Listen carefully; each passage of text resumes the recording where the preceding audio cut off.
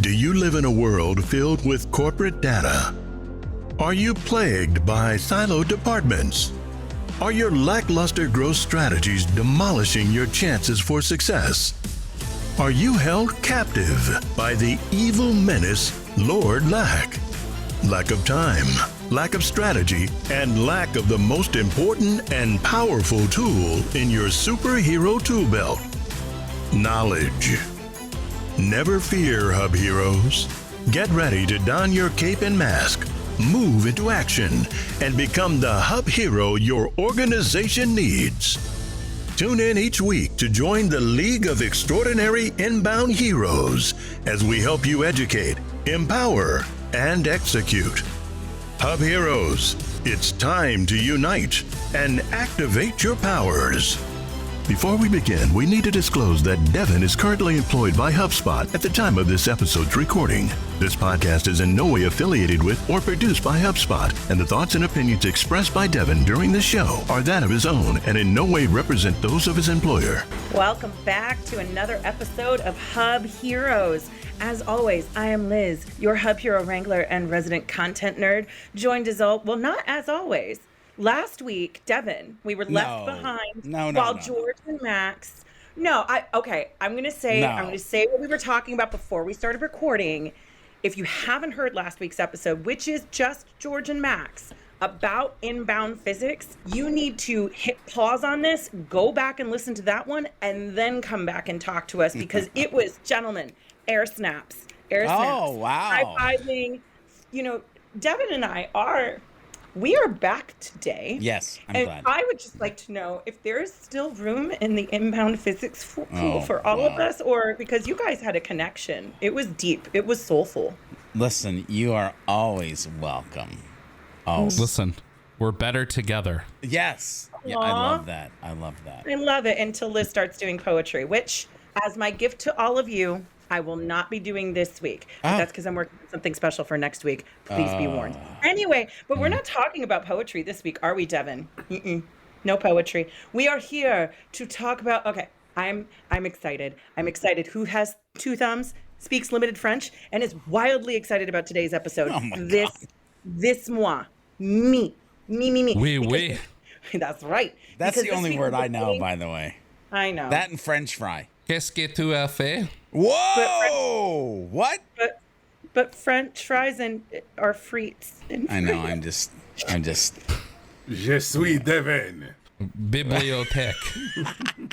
Speaking Spanish counts as French, just so you know. Oh, there you go. That's true. Based. Facts. You're right, Max. We are better together. We're better together. Maybe. Better together. The jury's out. Better together. And we're devoting, okay. Come on, Liz. You can do this. Come on back. You got this. We got them French frites and we're ready to go. We are devoting an entire episode to the part of inbound and the HubSpot tool us veterans probably have spent more time in than any other aspect of HubSpot.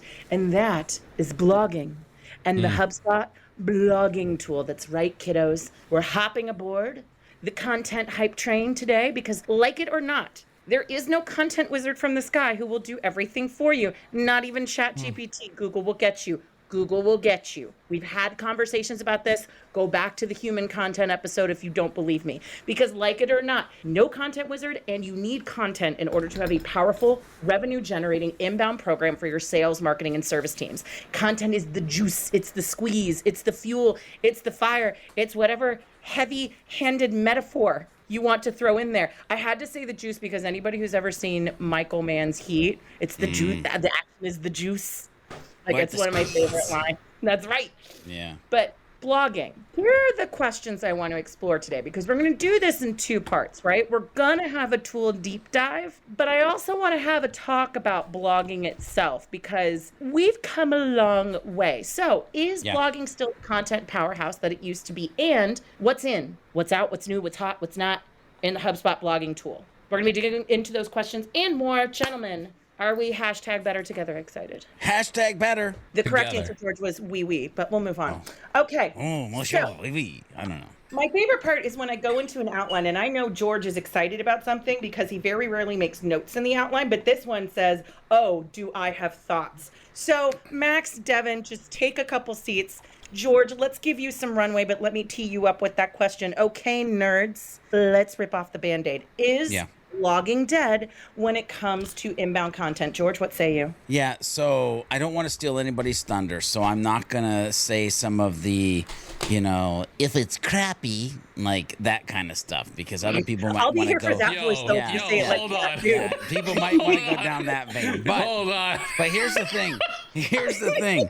When I think about blogging, one of the I things felt that in my side, George. Yeah. When I Like a knife or a little hug? bit of a jab. When I think about blogging, I want everybody to realize, and Liz, you know this because you're around a lot, and I say things that are coming out of my mind, during like daily Where routines. your brain goes, one might Yeah, say. exactly. Hashtag, by the way, community, if you would wear a t-shirt that this is where my brain goes, let us know, because I literally think that needs to be a t-shirt. Hub Heroes, this is where my brain goes. So here's the thing. When I think about blogging, I think about blogging in a way different way than I think historically in 2012 when there was a blogging tool by HubSpot, which, by the way, I brought visuals. We'll talk about that later on. It was an SEO play. It was a search engine optimization play. You could still see keywords in HubSpot. And I do believe that, some people still live in that world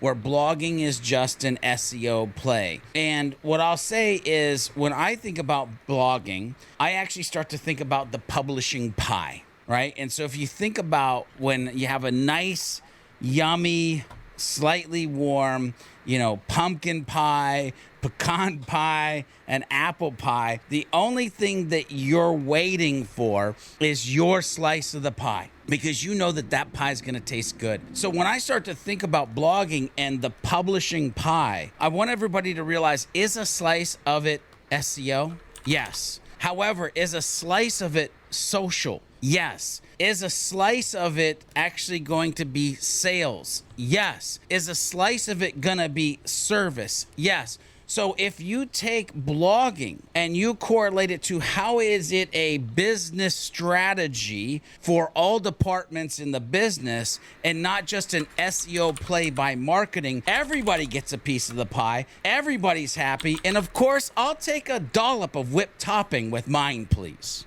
I got to chime in here for 1 second because I love everything that you're saying, George, and I'm not saying a yes and that's actually a but. I think I've said this on the show before. If you're saying yes and to prove a point that you're just not saying the word but, just go ahead and say the word but. We all know what you're actually trying to say. Yeah. Anyway, in addition to what, George, you're saying here, I think another thing to think about is that content on its, just in general, has dimensionalized rapidly.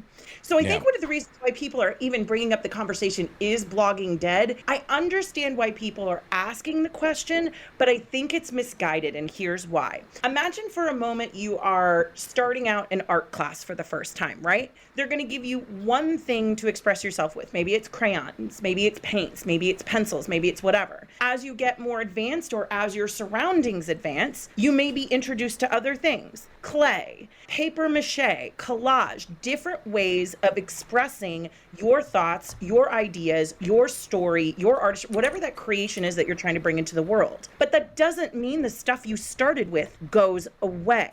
So I think what happens is that we had a lot of people coming out the gate saying like, well, now that video is here, we don't have to do that. Now that podcasting is here, we don't have to do that. Now that whatever is here, we don't have to do it. No, it's a mix. It's a blend. The idea, like, maybe there isn't as much of a high priority on blogging anymore. Sure. Okay. I guess I could see that. You're adding more dimension. You're adding more materials. You're adding more mediums, if you will, to how you tell the story of what you do, who you serve, how you do it better than anybody else, what the answers are to every question your buyers have under the sun. It just means you have more means at your disposal in order to tell the story through your content. Blogging isn't dead. It's just now part of of a greater mix because inbound as a space has expanded. It's become, instead of a two-dimensional thing, it's a five-dimensional tesseract. And that's kind of cool. Yeah, without a doubt.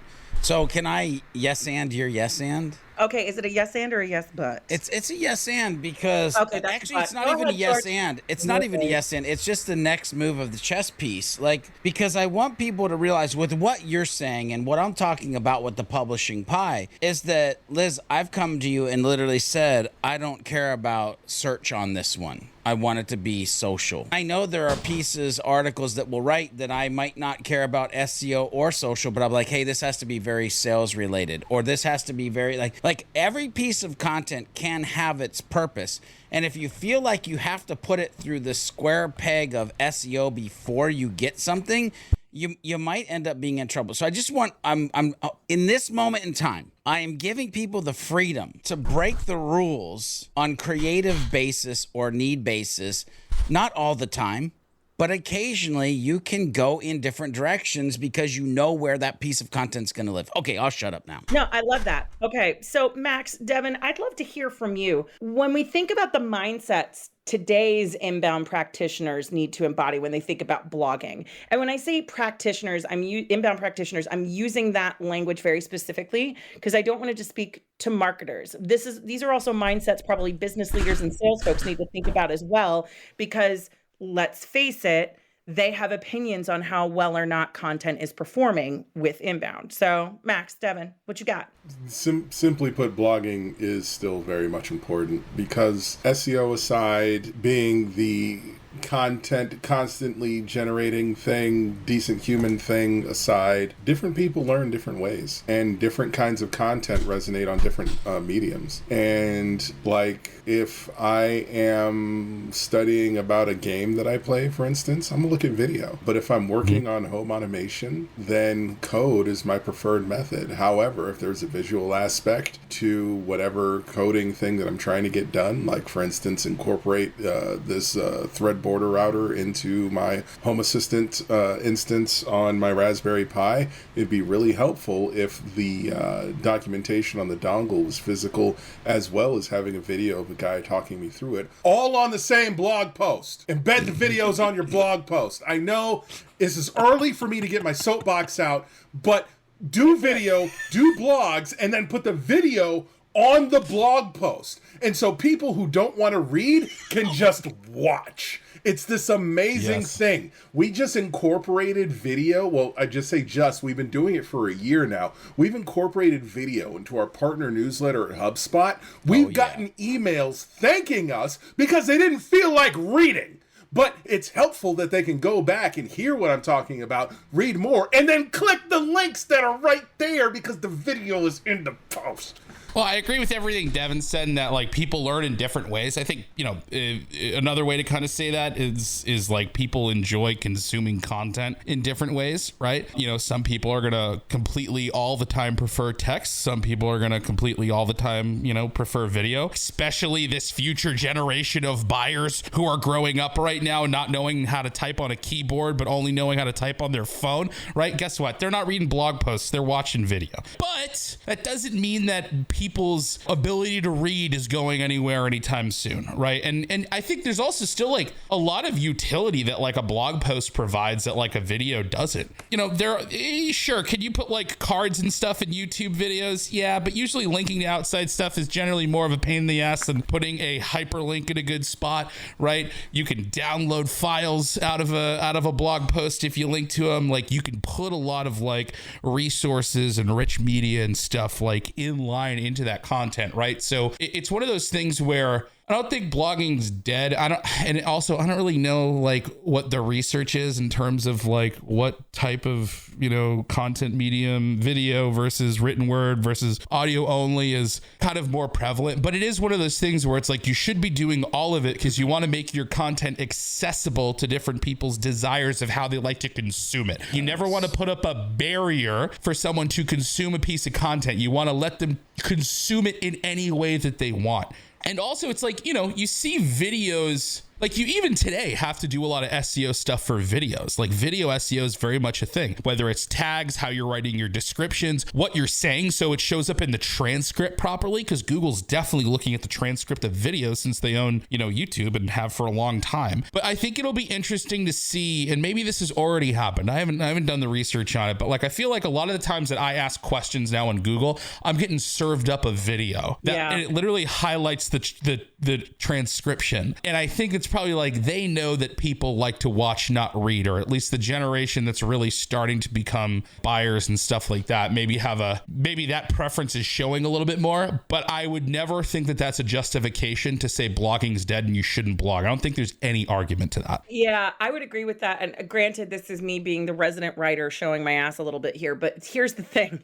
The reason why written content is the petty hill I will die on over and over again. It's not just about like how you best learn. I'm sorry, I'm not skimming a video trying to find a bit of information. I'm like, what I love about written content is that it can be a bit choose your own adventure.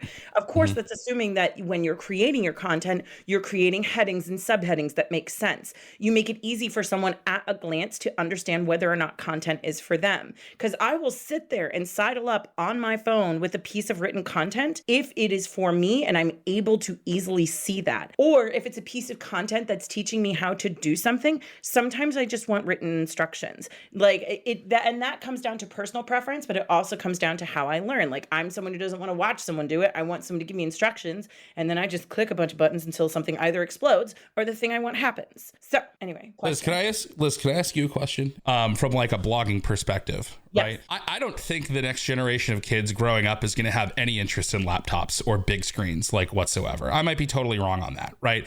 But like if that next generation is like growing up reading written content on a screen like this, what do bloggers need to be, or what do people creating like written word blog content need to think about? Do they need to like adjust their strategy from like a...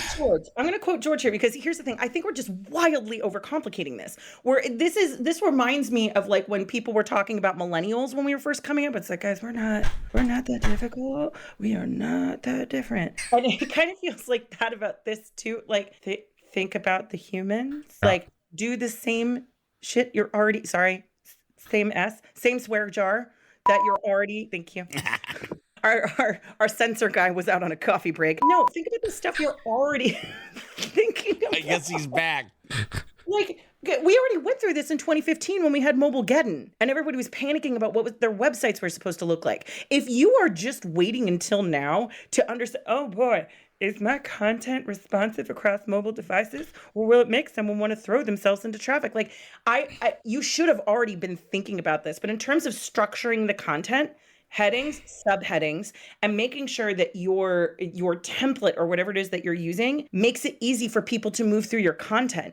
It's not just the structure of the blog post, it's going to be the user experience. And that's the way it's always come down to. If your site is a pain in the ass, if there are weird lags, if things move around, if buttons don't button, if things don't move, if things don't scroll, if there's like weird load times, like people are fine with interacting with content on their phone. When I was at Impact, we had like tons of pillar pages that we built under my watch, and a lot of the traffic was mobile. And so we made sure those 6,000 to 10,000 word behemoths were structured in a way that people enjoyed actually looking through them. So if you are today years old, and you're thinking, wow, maybe, just maybe I should think about what our content is like on different devices. I will not shame you publicly. I will shame you publicly later.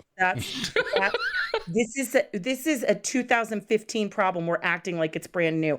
Also, this new generation of people, they're going to like those tiny screens until they have to start doing a job where they'd like things to be next to each other. Yeah. True. So I got to jump in here real quick. Because there's a couple data points I want to throw in. But by the way, I will publicly shame you if you go to your website on a mobile device and it looks like a jacked up piece of then freaking fix your junk, because we're 2023. Our censor guy is drunk. Is he okay? Censor guy, he stayed up late last night. Listen, I'm dead serious. Like, I was with a client earlier today, and I kid you not, the amount of mobile traffic over just regular desktop traffic was mind-blowing to me when we were actually looking at it. But here's the other thing, and by the way, the roofing company, okay? So you don't think roofing company and mobile traffic, usually I'm sitting on my, laptop or my computer and I'm like doing research, but I'm an old guy, right? But younger people, mobile traffic, huge difference from desktop. But here's the other surprising thing, Max, and the person that I was talking to,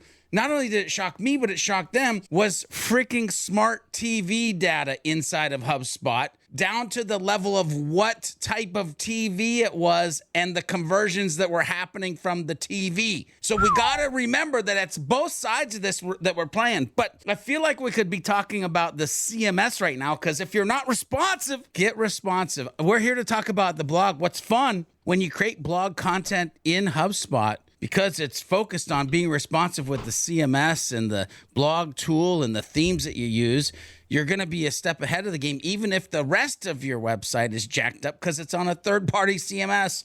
I need. You just saying? Or are you just saying? I'm just saying. You're just saying? I need That's to take a breath. I almost passed out on that one. I would give you a breath, but now we've come to the visual presentation portion of today's proceedings.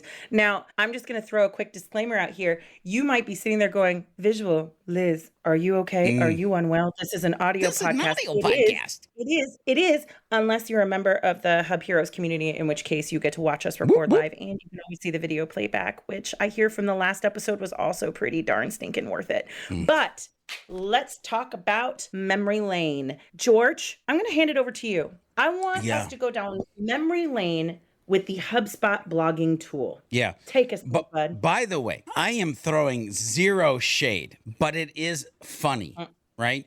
And what I mean by that is when we actually started to use the tool, okay?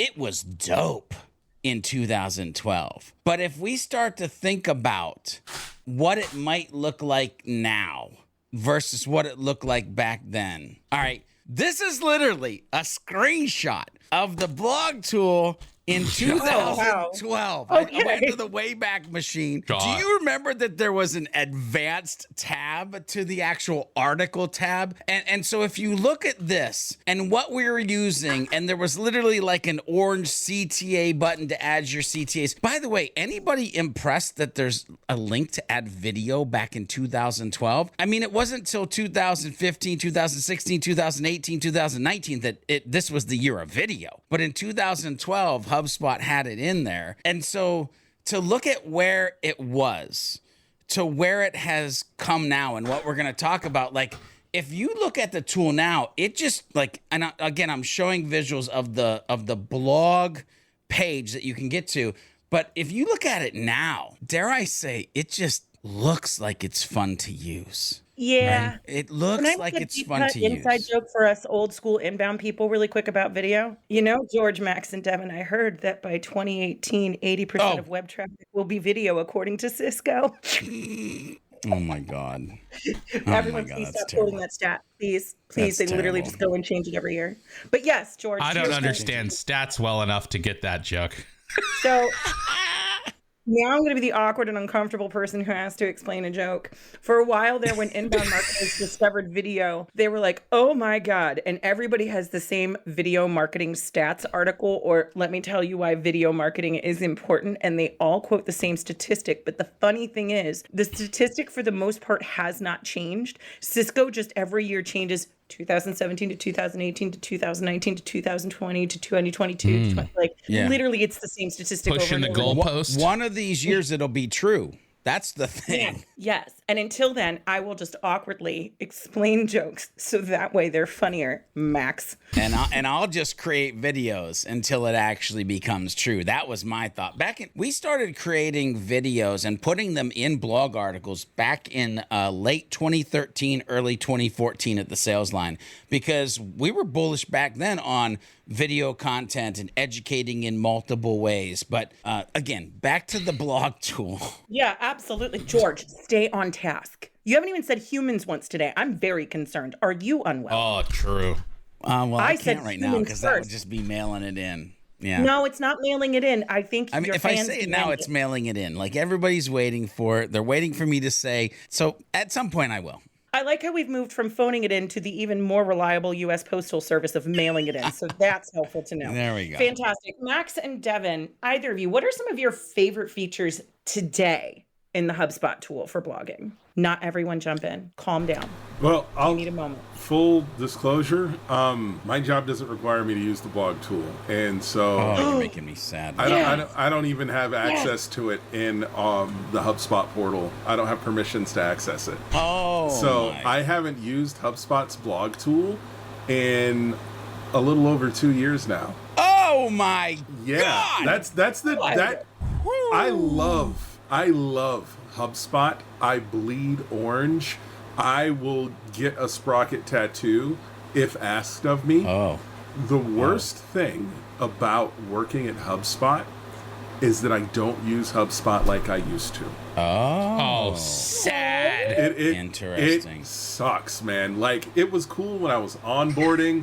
It was great, like, when I was in the agency world and I was, like, teaching people how to use it and using it myself for clients. But being a senior marketing manager and partner go-to-market enablement, that my job doesn't require me to use the blog tool. It requires me to work with people who use the blog tool. But, yeah, the only tools that I use in HubSpot these days, for the most part, are pages and websites. I spend a lot of time in that, but yeah, it's sad.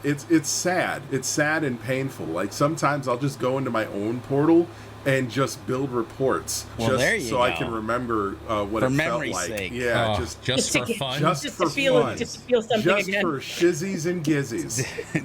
Devin's like, shizzies and gizzies, everybody. We'll HubSpot for food. All right, so let me jump in here because there's a couple things that I definitely want to knock out the park that are like, right now, maybe pay attention to it. And again, I'm not trying to get in any other deeper conversation about something when these words come out of my mouth, but you have to be paying attention to the fact that Content Assistant is in your blogging tool right now.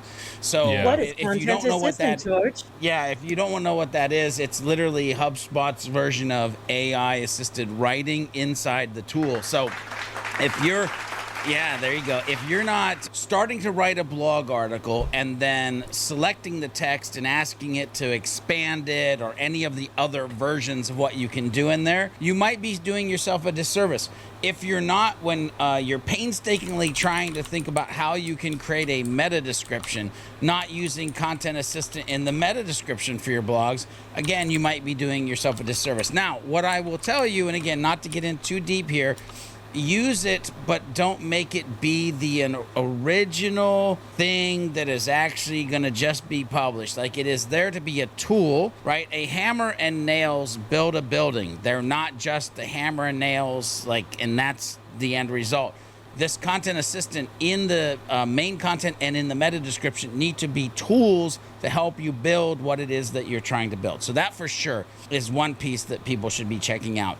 Max, any thoughts on Content Assistant? Okay, dive in there, brother. Well, yeah, I mean, Content Assistant is sick. Like, I recently on a live stream, actually fully discovered it for myself, right? For me, the Content Assistant stuff is super cool, really, because I'm someone who tends to be a little bit heavy-handed when I do write. So, just the ability to, summarize down my, my thoughts and the content that I create is huge for someone like me who over-explains stuff all the time. But I think, when it comes to the blog tools itself, the core functionality has been there, right? You can have multiple blogs, you can write a blog post. It's pretty cool that we're able to edit the listing pages now. That's a thing that was always kind of tough in the past, right? But the listing pages are in the drag and drop editor, right? That's super neat. So they've made a lot of great improvements to the blog tool itself. But for me, it's all about the suite of features around blogging that supports how difficult the whole content thing is, right? You're not an SEO expert.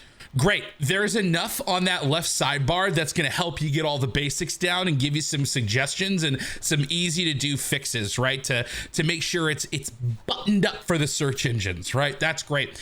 But the bigger stuff, like Content Assistant, to actually help you write better, right? Or even create some content for you to get you started or give you some inspiration. That's awesome, because oftentimes the creation of that content is much tougher, right? But for me, the big thing is like the core topic, subtopic, topic cluster stuff that weaves into the blogging tool, right? Because like that tool will help you map out like, what are all these things we want to write about? What's the bigger narrative I need to kind of support with my content? How do I want to structure these groupings and clusters of content so the search engines like understand what my content's actually about? And how can I link it all together so like it does a little bit of a, you know, legwork motion to boost, be the tide that lifts all waters from like an SEO perspective, right? Like that's it to me. It's like all this stuff that like surrounds the blogging tool, right, is really, I think, what makes it a cool blogging tool, and I get super stoked to show people. Yeah, so I need to swing back on two things. Sorry, Liz, I didn't mean to do that, but I got to swing back on two things. One, I don't want people that are listening to think that we're just sliding right past the optimizer. Because, by the way, I can't tell you the amount of people that I've actually taught or looked at their portal and realized they are not using the blog optimizer at all. They're literally putting the content in and they're hitting the publish button and they're hoping for the best. Ladies and gentlemen, if you're not going to the optimize tool and doing core topics and subtopic keywords for that article and looking that is your title proper, is your meta description proper, is your featured image proper, is your alt text proper, like all the things that you really don't know about because you sit there and go, I'm not an SEO expert. Well, HubSpot's trying to make you an SEO expert, so just use the dang optimization tool already, please. And here's a fun little ditty. If you're actually using the SEO topics tool to create the pillar page and to create the topic cluster around it, and you're actually creating the blog article from the topics tool, you can do the core topics and subtopic keywords in that creation process as well. I'm just saying, if you're gonna spend all this effort to create all this content, shouldn't you ship it out the door and it actually be optimized to work for what you're trying to do? You Probably. ask so much of us, Jort. I mean, yes, probably. Okay, Yes. One other thing though. Max, you talked about linking stuff, right? I heard the word linking, and I hope that people have actually looked into the couple betas that are going on with the blogging tool right now. There's literally a beta that you can have a different designer view than you're used to. And in this beta, one of the things that I absolutely love is there is a section where you can see the rest of your site, the rest of your articles without leaving that blog. So imagine as a content creator, you're like typing away, you're working on an idea, and all of a sudden you go, didn't I write something about that? And now instead of leaving the blog, you can go over to the left-hand side, click Site Navigator, scroll through a list of your blogs and go, oh, there it is. I'm going to go ahead and link to that blog. So let me reference that blog in here. And before I publish, I'm going to link it. So again, HubSpot paying attention to, here's all the tools that they're going to need if they work in a way that's optimized so that they can create things that are optimized so that we can help them grow better. I love that. All right, gentlemen, what are the don'ts with the HubSpot blogging tool? The no-nos, the shushs, the bads. Don't Yes. over-index Yeah. on your bottom of the funnel. Yeah, it's classic thing I always see is you go and look at someone's blogging tool and all it is here's our new accountant Gerald and we're going to be at this this conference and at this booth, come see us, or here's a new product, or we just won this award, and it's just all it is just stuff that no one would be looking people for. think their blog is actually their newsroom section. That's my favorite. Yeah. That's not a content strategy. That's No, it's not, because no one's looking for it. Like, talk about inbound physics, right? Like, if I'm out there and I have some kind of problem that your product solves for, the last thing I'm looking for is like your company newsletter in blog form. Yeah. Right. So chill with that. I mean, that's like the big thing. I'd say, like, in today's day and age when it comes to blogging, don't just be dumping in all AI generated content. I'm convinced that's going to hurt you in the short term or the long term. Here's the problem. When people get started, what they do is they'll go in, somebody will help them. They'll go into settings. They'll create a blog. They'll hit the general tab. They'll type in their name, their header, their page title, their meta description. If we're lucky, they'll add that stuff in there. And they might go over to templates because they want to pick a cool template. You know what they do after that? They go right back over to the blog tool and they start blogging. Ladies and gentlemen, if you don't hit that subscription tab, then you can actually create a subscription. If you don't create a subscription, meaning instant, daily, weekly, or monthly notifications, you don't create a form. If you don't create a form, you can't ask people to subscribe to your blog. And by the way, if you've been asking people to subscribe to your blog because you just went and created a form, it's not tied into your system to automatically send those articles out. So literally you've been blogging using HubSpot, don't have a subscription. You're doing it so you can stay top of mind, but you didn't go into the subscription tab and actually set it up the rest of the way. Let's continue on. If they did get to the subscriptions tab in settings and did set up the frequency in which people can sign up and that created the magic form, did they continue over and actually ask themselves if they need to have comments on or have comments off? Because I can't tell you the amount of people who have asked for dev help to hide comments when it's a frickin' switch that you flip in the back of settings. And then let's just see if they journeyed a little bit further in the settings area. And since we talked about mobile and how it's all about mobile, do you have your Google AMP turned on? And if it's turned on, do you have it set up the right way? Because why wouldn't you take the time to go through all the tabs in your settings of a tool that is so powerful for you to write content or show videos or have audio players about the thing that you do and how you help people with their hurdles and their aspirations? I'm just saying. George, I gotta be honest. Again, like Devin, we have a situation here where I really don't understand where you stand. It just pisses me off. I'm just a broad. So Google helpful content update. In case the listeners were wondering, this is what thriving looks and sounds like. This is it right here. This is living, laughing, and loving right now. Yes, the Google helpful content update will come and get you. They did this intentionally a while back. If we need to do a whole episode on the Google helpful content update, because I find it very fascinating to me that Google went out of its way for once to be like, this is in fact a big deal. This is not just a basic update. This is a big deal. This is a big deal. And then nobody paid attention to it. I want to have this conversation in a future episode because I want to know who has You're all right there, bud. I want to know what love is. No. Here's the thing. Do you take everything? Ladies and gentlemen, I'm going to step out of HubSpot world for a second. Oh, no. And I will ask you, in your life, do you take everything at face value and do you immediately believe the things that people tell you? Yes. George, because here's the deal. Here's the deal. I want people that are actually testing this to tell me that their site just fell apart and exploded. One of these days, somebody's going to step up and they're going to say, we tested this junk and we used a human framework to layer over it. And they're going to have the proof in the pudding that it either did work or it was a horrible waste of time. One of these days, we'll find that person. We're going to have to devote an episode to that. Max, to answer your question shortly and succinctly, George, take a beat, take a walk, take a lap, run it out like a toddler. The short answer to your question, Max, is this. Google's helpful content update did go out of its way to say that it was going to be looking at content to understand how it was created. Not necessarily that it was attacking AI specifically, but it was looking for originality, expertise, enthusiasm, passion. It's one of those things where, like, if you're just using AI content, you are going to get screwed because it's going to look like content that, I'm sorry, agencies, to call you out here, but we're going to have it happen. When you have like your little junior marketing manager writing a blog for a manufacturing company, but they don't understand manufacturing. So then they go out to the internet and scrape together a bunch of stuff they found on other blogs.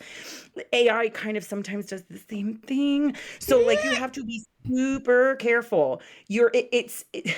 Basically, if you're not creating content for humans through a human lens, you're going to have a bad time. Can that be AI assisted? Yes. Can AI replace you as a human? No. But let's move on. Are there any other don'ts that we want to think about here? Yeah. Devin.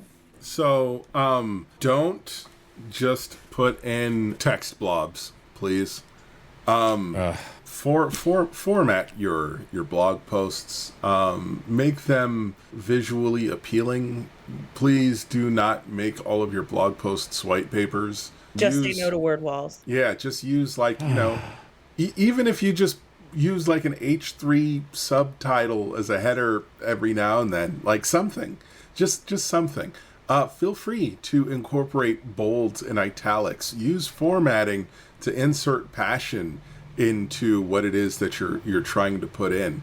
I've worked with writers in the past that had phenomenal content, but I zoned out. I just completely tuned out after the first few sentences because if I wanted to read a novel, I'd go to the library. What you should be doing is having your stuff visually appealing, inserting inline images, breaking it up with quotes that are in a larger format. And these are like simple blogging basics here.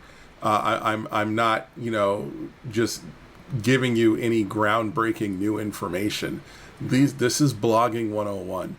Don't just put up text blobs. Do things that make your text easier to read and visually appealing.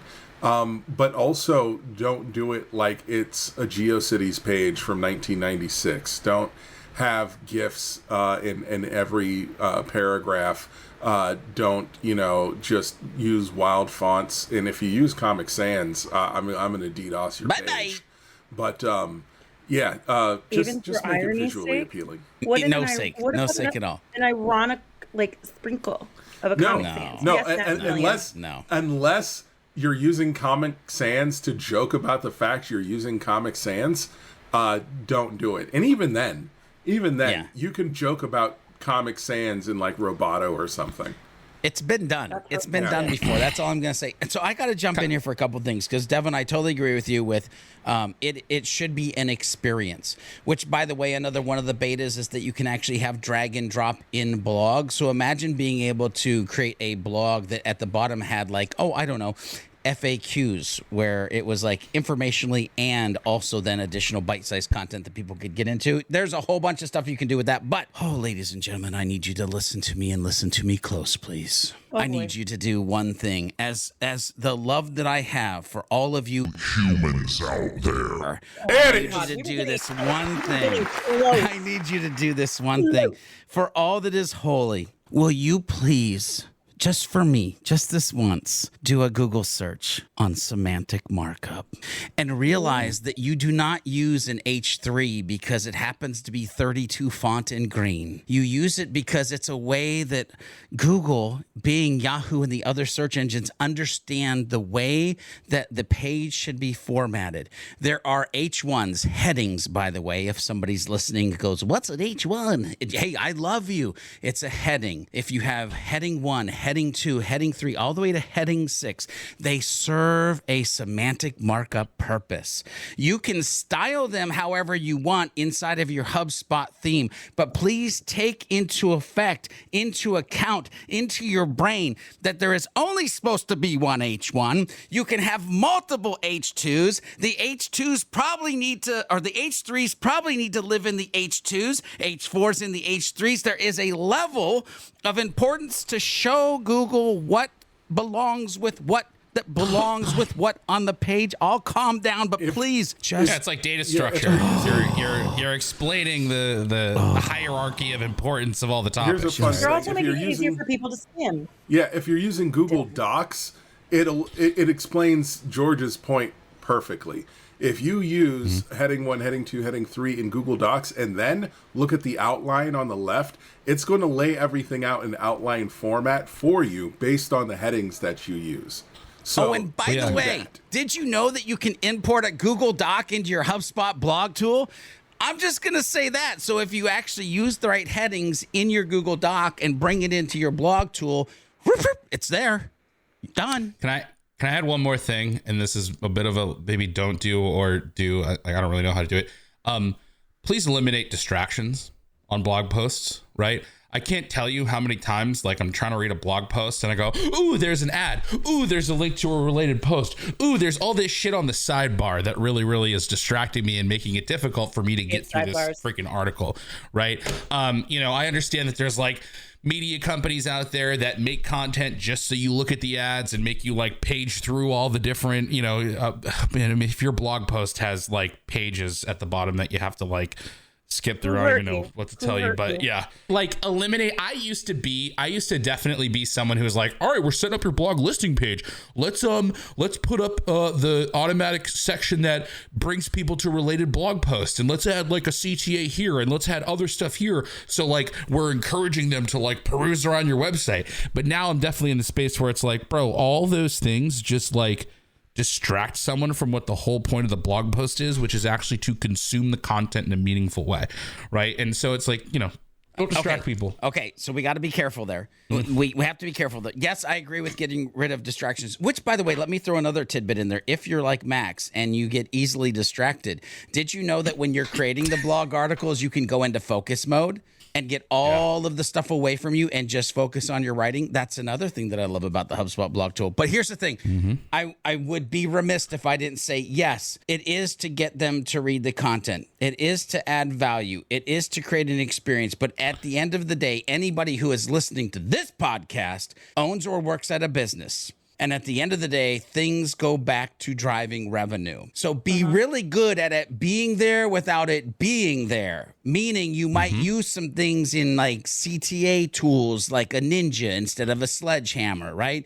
You might like, again, that could probably be a whole nother podcast where we're talking about the idea of blogging to actually create conversations, aka conversions, aka dollars in my wallet. We just don't have enough time to go there today, but I didn't want to leave it at, hey, write an article and they will come. Oh, sure. And what I was saying is it's not a argument for don't do inline links or don't have CTAs. But the point is like the inbound links and the CTAs are hopefully part of that experience someone's having consuming that content, and it has to do with the consumption of that content, right? Yes. But like, if they're already on your site and you're putting in like ads for your products on there, like I get it, but like, it's also think about the trade-off there if you want someone to meaningfully consume the content, I think. Well, the other thing too, going back to Google and search engines, is that you're actually going to get penalized for that too. If you have an ad that's too high up on the page as soon as your content starts, like if you have like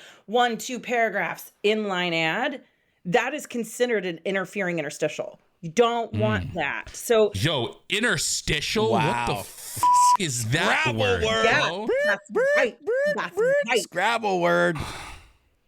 That's right. Wow. So, but here's the thing too. And by the way, if you're on your blog and you're like, why is this thing not loading good enough? Get the 17 ads off your sidebar and it'll load faster. So Google will like you for that too. Get rid of the sidebar, maybe. Oh, living dangerously is one blogging habit overall you wish folks would either start doing or stop doing. Okay. I got this. Oh, okay. Okay. Got you. Yeah. Yeah. So I'll go. No juice for Max. George. So this is going to be totally nothing to do with the tool and everything to do with their mindset. I wish from this day forward that when you sit at the keyboard to write a piece of content, that you would first bring yourself into the realm of empathy. Because if you bring yourself into the realm of empathy, the humans that you're serving will appreciate you. That's right, Devin. We got to fan ourselves off there for a minute. Buddy, Devin, what about you? What's your one stop doing or start doing? Stop assuming everyone's a writer. Stop trying to get everyone to write. Stop generating content by people who suck at writing. Don't be afraid to hire a writer. Even if it's someone who just sits down and interviews someone who actually knows what they're talking about, you would be surprised with the quality of content that comes out. Yes, you would. That's what you should be doing. Stop forcing your experts to do something other than expert. Max. If you're the person that has to sit in front of the HubSpot machine and write the content with your own fingies, what I'd highly recommend is you practice, right? Don't write content just to solve for SEO. Don't spend time looking, oh, which keyword should I use? Like, just get the content out there and practice being consistent, right? And let that SEO stuff come after you're at least just good at, you know, putting the content out there, right? If you can't throw a fastball, you won't be able to ever figure out how to throw the knuckleball or curveball, or how to throw it faster, or how to swing your knee the right way, whatever it is, right? You can't kick flip before you can't pump on the skateboard, right? So like just get in the motion of saying, I'm able to write a blog post and publish it to the internet, and do that enough where I'm comfortable with that motion, then get really good at the SEO stuff. Okay, that should always be secondary, because again, you've got the tools you need, right? Matt, the tools are there. You can start paying attention to them. Yeah. Quick critical follow-up question for you, and then we're going to go to my answer. Fingies, is that a technical term like interstitials? It's a biological term for your interstitials on your hands. Max, I love you so much. Please never change. That's the best. I read it in a doctor book. You got your toesies. I love doctor books. It's your little. You got your little piggies and her fingies. I like doctor books too. Dr. Seuss. Yep. And now it's time for mine. Are you ready, everyone? Yeah. Stop saying blogging is dead. Stop it. Stop it. Is it different? Yes. Is it going anywhere? No. Will it evolve? Sure. But stop saying it's dead, because that's what everybody said about Michael Corleone and Godfather, and we all know what happened at the end if we're good people who have seen Godfather. If you're bad people, lie to me, tell me you've seen it, you get the reference. But for those of you who have seen it, we know what happens during the christening scene. We know what blogging can become. And with that, on that cheery note, thank you for joining us for Hub Heroes. This was in no way chaotic, and gentlemen, you know what, Max, you were right. We are better together. Even if George did try to get rid of us, that's okay. It's okay. Better together. I won't remember this forever. Forever. Okay, Hub Heroes, we've reached the end of another episode. Will Lord Lack continue to loom over the community, or will we be able to defeat him in the next episode of the Hub Heroes Podcast? Make sure you tune in and find out in the next episode. Make sure you head over to thehubheroes.com to get the latest episodes and become part of the League of Heroes. FYI, if you're part of the League of Heroes, you'll get the show notes right in your inbox, and they come with some hidden power-up potential as well. Make sure you share this podcast with a friend, leave a review if you like what you're listening to, and use the hashtag HubHeroesPodcast on any of the socials, and let us know what strategy conversation you'd like to listen into next. Until next time, when we meet and combine our forces, remember to be a happy, helpful, humble human, and of course, always be looking for a way to be someone's hero.